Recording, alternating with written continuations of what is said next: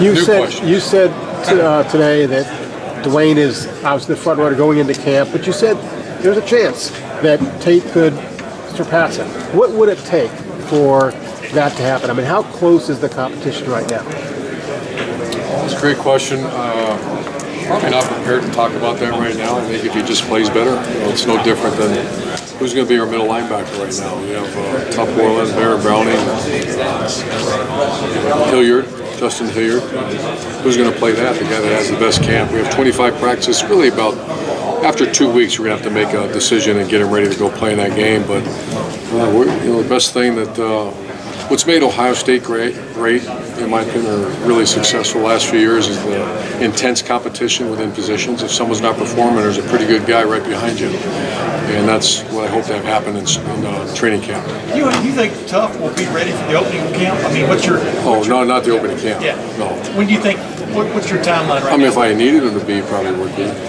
That's how his name is pretty indicative of what kind of kid he is. But I anticipate he'll be ready early in the season. Do you anticipate maybe as early as TCU or after that? I don't want to put too much pressure on him. I just know him. He's like JT. He's one of those guys. Heels fast. He's a tough guy. How long will he need to practice before he's ready to play? He's a very smart player. He's a mental rep guy. So as long as he won't need much reps. And if Tate doesn't win the competition, do you still have to find a way to get him on the field? Do you think of other packages and uses for him? What do you envision? Well, we always, and I do it multiple times during the year, I list the top 20 players on offense in order. And then I hold it over the coaches' heads to make sure those guys are playing. If Tate doesn't play well, no, we don't. But if he's one of our best players, you have to find a way to get him in the game. And we have all kinds of ideas. A guy like that's easy to get in the game. There was so much talk just about Dwayne and Joe in the spring. What was Tate doing? What did he give you in those 15 practices? The greatest compliment and the common denominator of every great player I've ever coached is competitive spirit. And that's what made Tebow. That's what made Alex Smith. JT Barrett. I'm just giving you examples of quarterback. I see that in Tate Martell. And so does our strength coach. I see a guy that refuses to lose, and that's very appealing to the coaching staff. Do you see that in Dwayne Haskins? You said you had ideas for Tate. Does that change at all when, if he's not your starter, he's a number 2, and the guy behind him is a true freshman who's coming off a knee injury? Do you not need to use him as much as you had hoped to before you lost the Well, I've had thoughts about punt returner. I've had all, but you're right. How do you jeopardize your whole program if you do that? So that exact conversation's been had 50, 60 times. How much can you really use him if he's the number 2? I think you kind of touched on it a little bit. Number 3 is a true freshman coming off a bad knee injury. Kind of going off of that, I think you touched on it a little bit this morning, but can you give us a little bit more detail as to how Matt is recovering after his injury? How Matt Baldwin is recovering? He's doing great. He's up to 210 pounds. Our receivers love him. We're talking about Matt Baldwin. And what he did at Texas, at Lake Travis, was phenomenal. Stuck around, played the 1 year, and I'm very excited about him. You raved about Tate's competitive spirit. What about Dwayne's right now? Dwayne is, it showed in front of millions of people in our rivalry game. He has a little different way of doing it, but he's earning the respect of our players and our staff. Every day, his body's changed. When you guys, I don't know if you've seen him lately, but he's worked really hard. Urban in the spring, as Urban went around with Isaiah, it seemed that both left and right tackle, you guys made a decision or have an idea of how he's going to be? We have an idea, but I don't want to announce anything yet. I think during training camp, at some point, I'll let you guys know. But I don't want to get into Ryan Day, Kevin Wilson's business, and I'm letting them kind of organize that. Is there a chance we could see Michael Jordan considered this year? What's your? There have been rumblings about that. I'm just wondering. Yeah, I think you always are snapping guys because you need to. That's a bad situation to run out of the center. And everybody talks about the loss of JT. We had Pat Elflein go start as a rookie. We had a first rounder, one of the best players ever to play at Ohio State, Billy Price. We've had very good centers. Brady Taylor had a great spring, but you need more than one. And who are they? You have Josh Myers, You have potentially Michael Jordan, and we're just constantly trying to find out who can snap and step. Coach, are you hearing a buzz about anybody from the kid that could step up there we don't know? Break out. What about tight ends? Tight ends had a very good summer. Luke Farrell will run with the first team immediately, and then Rashad Berry's had a great summer, and so has Jake Hausman. And then, unless something happens, Jeremy will play. So those are the 4 tight ends. Urban, go back to my Timmons, Michael possibly playing center.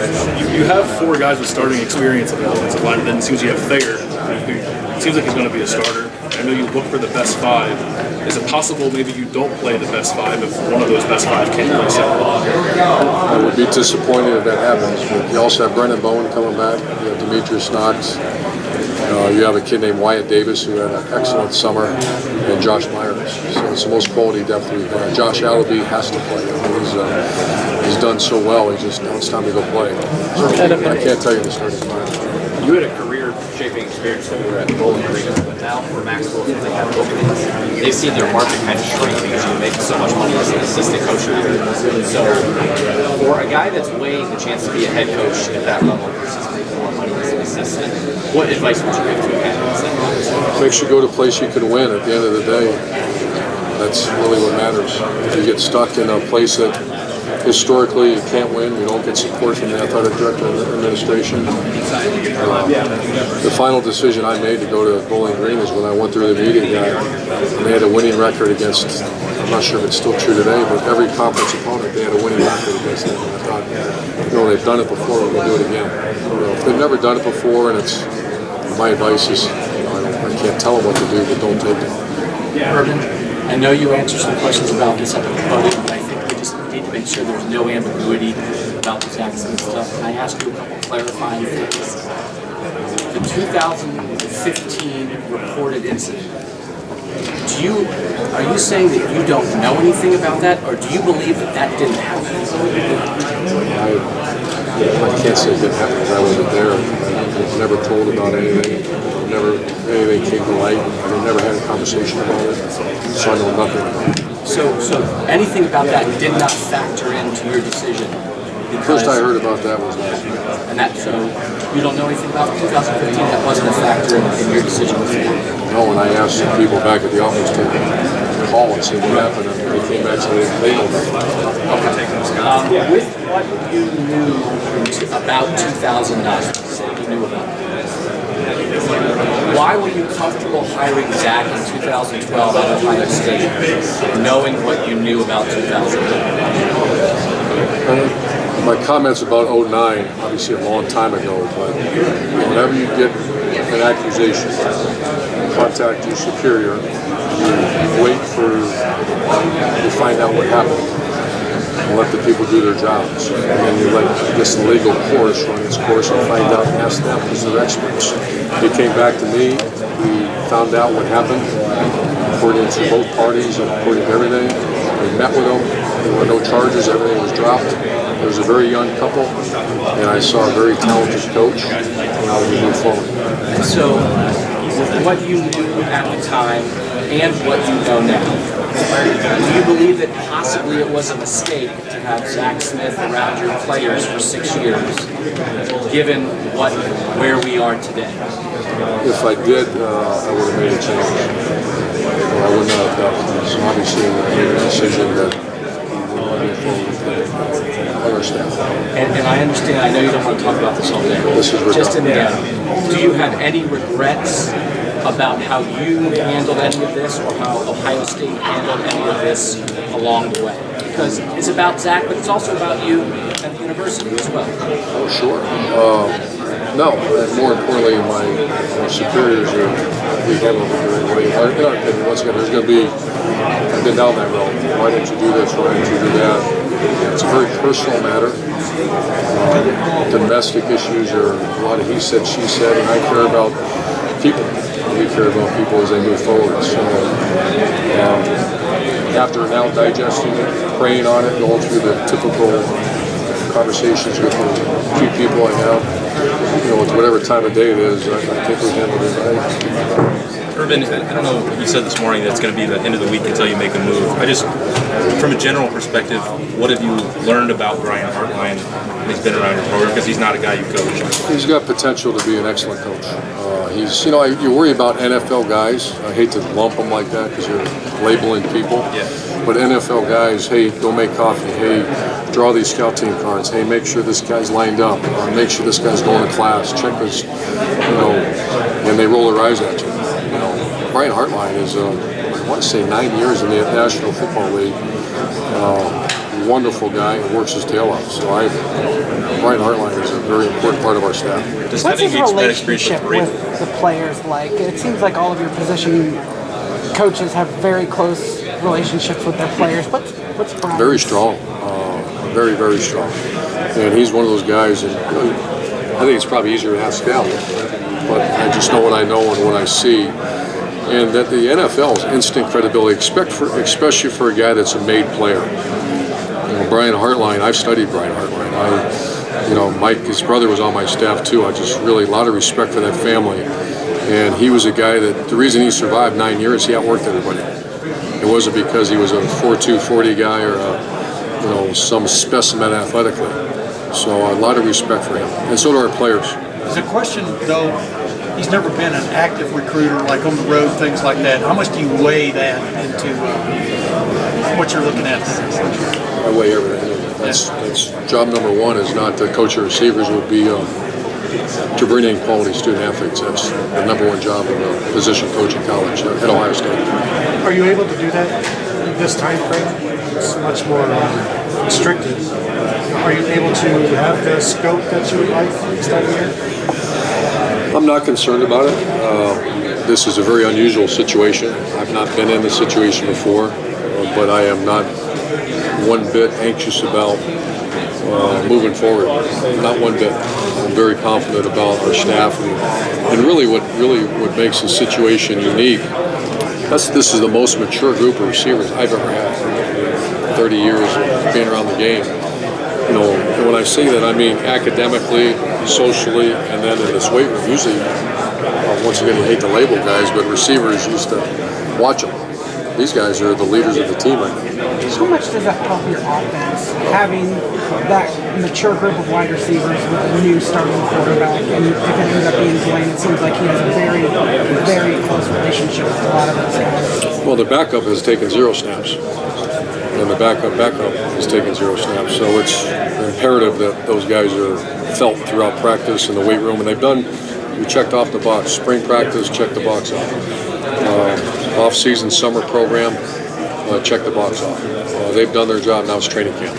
What is your biggest, going into like August 3rd, this weekend, what will be on your mind most? I mean, obviously you got to name a receivers coach, but what will be on your mind most about your football team that you have to find out between now and September 1? Oh, there's a couple position battles that we have to find, but I'm so into this game is so about who's healthy and get your team to that first game prepared to get healthy, and I think that's a fine line. And I've never been more alone with our strength coach, more not concerned, but the efficiency is the word, and all the analytics that we use to find out, are we putting a player in harm's way? Is the player properly stretched? Mike Weber had a devastating injury. He wasn't right for 3 months after that. And those are things, that's the worst nightmare a coach can have. These guys work so hard. We just want to make sure that they're healthy and we do right by them. Saban talked at length last week about how he values Terry's input in his coaching career as he gets older. With you, how has that changed? I mean, how much more valuable has that become with you and Shelley as you, I'm not saying you're old, but I mean as you get further along your coaching career? You just said I was old. I didn't say that. At the beginning, I didn't quite get the question. How much more valuable does that become, having Shelley weigh in on things within your coaching career as you get older with the big decisions? She's always weighed in, and that's my best friend and soulmate, and she's been right there with everything, especially when you start dealing with, not necessarily who's going to carry the ball on third down. She has opinions too, but we don't chat about that. We chat about people. She's got a great spirit and a great love of people, and her heart's always in the right place. She's phenomenal, and so absolutely I rely on her. Urban, is there any clarity at safety opposite of Jordan? It's wide open. Because I think prior, people kind of thought. Pryor Wint just got moved to gold. He's had an excellent summer. Brendan White, and then you have 2 freshmen, Marcus Hooker and Josh Proctor, and then you got Amir Reap who moved to safety as well. Will there be any consequences for Marcus Hooker with his DUI? There will. He'll be suspended for the first game. Okay. And what's Dante Booker's status? I'm sorry? Dante Booker's status? Ready to roll. Okay, because he had the shoulder issue. I mean, Yeah, we're going to be smart, but he's had an incredible summer. He looks as good as I've ever seen him. he can fit in then, obviously. Figure in that linebacker. He can figure in that linebacker mix, right? I count on him to be in that mix. What is the biggest? About like this kind of thing a lot in your time here, but Scott Frost is going back to Nebraska as an alum to a program that needs to get it right. The traditional power that wants to get it right. You're not an alum, really, but we know your connections to Ohio State. When you're going back to a traditional power that needs someone to get it right for, just do you feel an even greater responsibility? I know every coach wants to do the best job at every school, but when you have that connection like you did at OSU, like Scott does in Nebraska, do you feel an even greater responsibility? Well, first of all, I am a alum of grad school. But yeah, it's a little bit of an overwhelming feeling that when you love your state, you love your university. I consider Ohio State our university. And so it's a lot of responsibility. I can't speak for Scott, a very impressive guy. And I remember recruiting him and coaching against him. But there's a little extra. To take a job with, I took a job at Utah because we wanted to move out west, and I saw great promise, not because of my love for Utah. Now I ended up loving Utah. And so there's a lot of, I shouldn't say pressures, but I don't want to speak for him, but you really feel like, it's your home school, home state. Is it more positives or negatives in the end? And I'm sure I think more positive because your love it's so sincere. And you're recruiting for a school and a place you love, it's very sincere. Urban, you guys have brought in top 5 classes basically every year since you've been here. How long does it usually take for you once they're in the program to kind of see or feel whether that's going to be a Well, J.K. Dobbins, Raekwon's the ultimate. He walked on campus, was a grown man, and played. J.K. Dobbins might be a close second. Walked in and played. So much of a maturity. So we have an idea, even through off-season, I have my opinions of who's going to step in and play. I'm not going to share it because it's not fair to do that yet, because now we're going to see how they operate with shoulder pads, helmets, etc. You can see the maturity. In the 17 class, obviously JK is a part of it, and it's going to be a major, it could be even make or break in terms of what your season's like. What is your general consensus? I know it's hard to lump everybody in together, but is the 17 class of Ohio State hit so far? 17, I don't want to lump them all together, but 16, 17, 18 have been a nice ride. I'm just talking about the overall, not just on the field, but everything. Guys are doing well, and they're just good people. And I see a team that, in a locker room, you have to kind of tell them to leave. And Coach Mick says the same thing. They just love being around each other. There's times where I've been on teams or been around teams that they come to practice and they leave their car running because they want to leave so fast. This is one of the groups that they enjoy being around each other. What I'm basically trying to get at here is 14 season when you guys went all the way, 13 class had a major thumbprint on that. Are there parallels that you can? I haven't thought about it. A lot of sophomores on this team that are going to be in make or break positions. I don't know if there are any parallels that you can make between. I hope. I haven't really thought about it. Urban, what do you envision now for the kickoffs? I know they changed the rule, and that's been a big part of your program and your aggressive style there. Probably had about a dozen conversations, and the thing to keep in mind, and that's what I always bring up I always start the meeting, and I'll say, we're going to do this, and if we have an advantage, we're going to do it. So if we feel like we can return a kick against someone, we'll do it. If not, we'll do this. Kickoff coverage, same thing. If we can find a way to have an advantage, then we'll do it. I'm anxious to see what teams will do against us. That's what Coach Young and I have been talking about. Do they just condense with us, or do they keep spread out and see if it's a kick that's not on target and return it? If it's on target, then just fair catch it. It seems like people look at that rule change and think it's no big deal, but that's always been a pretty significant part both ways, kickoff and coverage, in your playbook. I mean, is that a significant impact for your program? I think to be determined. We'll see. I'm not disagreeing with the rule. I think it's very interesting, and I think at this point next year we'll have that conversation about how it went. I think it will change your return spots? Same thing. If we have an advantage, we'll do it. Advantages are a missed kick. Maybe we feel like we're better than them in the return game. Those are two. Any concerns about Zach Smith's personal conduct prior to this past week? I don't want to talk about the team at this point. Urban, kind of How far along is he in recovery? He has a broken leg. As you mentioned, he's played really well before that. Is he going to be ready for the first game for camp? Yeah, he's been cleared for camp. I think it's just we have to be smart. There's a tough injury. And all feedback I'm getting is he's been cleared, ready to go. Back to Dwayne Haskins, I know when you were speaking at the Hall of Fame luncheon in Canton, you mentioned, I believe the quote was, having Dwayne Haskins as a quarterback will change the way we attack defenses. Can you elaborate on that a little bit? Yeah, I think your quarterback is such a key part. His skill set's uniquely very different than JT Barrett. And his release, his size, his accuracy are his strengths. So I just see us being a lot of times JT, we're still going to be a spread offense, which means you have to go away and do opportunities, either give it or hand it, either give it or pull it. The RPO world where you give it, you'll throw it. I just think that's probably going to be more involved than it was with JT.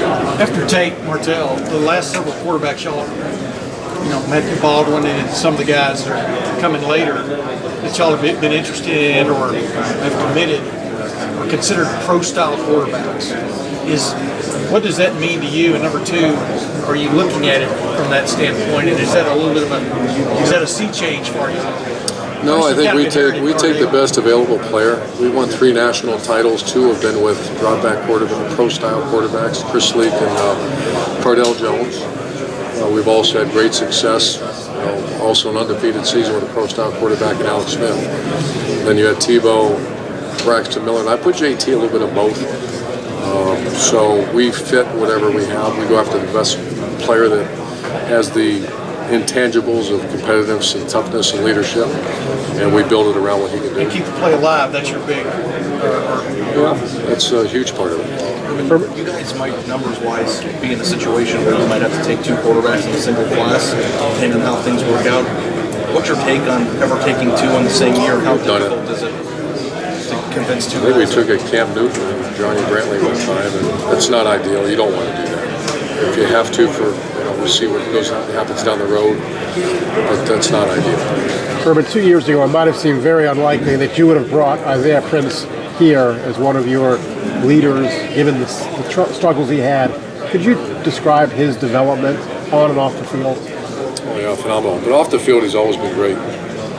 On the field, he had some struggles early as an offensive tackle, and then his development has been great. But he's always been a very good member of our team. His leadership has really improved, but it's also his confidence level. He's a very confident player right now. And how can you describe that process? Because I know he struggled a lot with confidence 2 years ago. What was done to kind of buck him up and get him to where he is now? It was just strength and development. The offensive line he's long-bodied players take a long time to develop. The short-body guys are much easier to develop. But you're talking about 6'7", very long guy that was weak and fundamentally a little bit of a Bambi when he got him.